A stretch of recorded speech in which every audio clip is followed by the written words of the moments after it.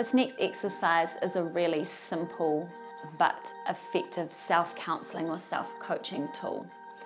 And I really like it because you can use it across the board in any situation. It really, really helps at work, and it also really helps in your personal life. And the part that it really helps with is anything that is bringing up a negative emotion or feeling or thought for you.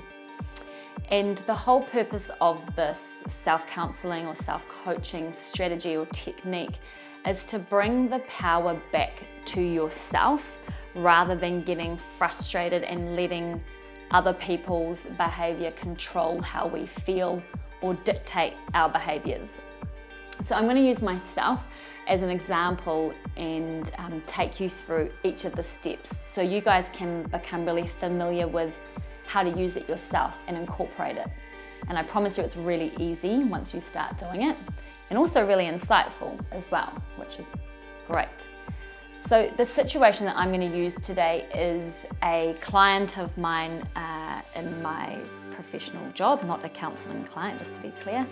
And what really frustrates me is that she never replies to my emails. So if I'm asking her about catching up for a meeting, I don't get a response.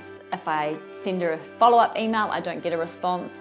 If I send her through a recommendation for something, I still don't get a response. And so that's the first part of the exercise. So what is the situation?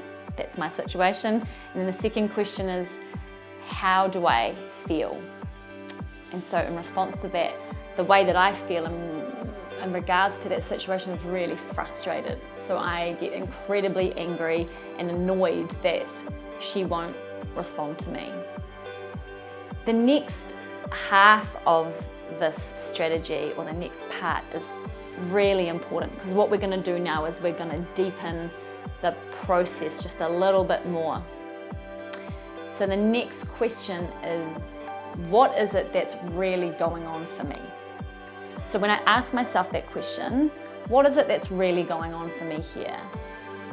If I'm really honest with myself, I'm really annoyed because she's not behaving in a way that I think people should behave. So it's my value of being polite, of thinking that my view of being polite is that you respond to all emails, you always get back to people when they ask you a question, but clearly we don't share the same values. And so if I'm being really honest, I'm frustrated because she's not behaving in a way that I think she should. So that's really annoying me. And unfortunately, it's also out of my control. So a way of bringing it back into control for myself is to then say, well, what is it that you really need in this moment? So what is it that I need? And if I ask myself that question, what is it that I really need?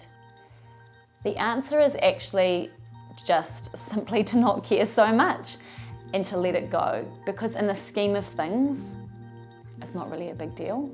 And I know that I've done my part. I can tell myself I've done a good enough job that I don't need to get an email response from her to say, yes, received it, looks great. And that really, it shifts a lot more room in order for me just to get on with my day and to not dwell on something that doesn't have to be such a big deal. What it also means professionally is that we can move forward in a relatively still, amiable working relationship. Whereas if I don't deal with my problem in the way that I just did by self-counselling myself, my feelings of frustration and anger are going to build and build and build, and all that's going to happen is I'm going to be feeling worse and worse and worse with no particular outlet or solution which is going to make me feel better. So I've dealt with the whole experience by myself and I don't really need her to be involved.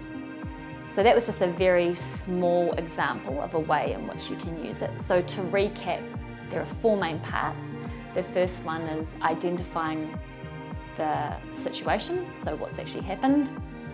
Identify how you're feeling, what is it that you're feeling. The next part, which takes it to that deeper level, what's really going on for you. And this is the part that I really encourage you to be really, really honest with yourself. Really ask yourself, what's really going on for me? And then the last part is, what is it that I need? And so what is it that I need in order for me to move on?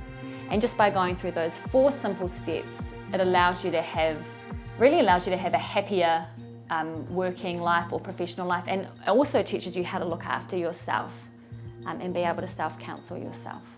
So that is the self-counselling strategy that I wanted to share with you today.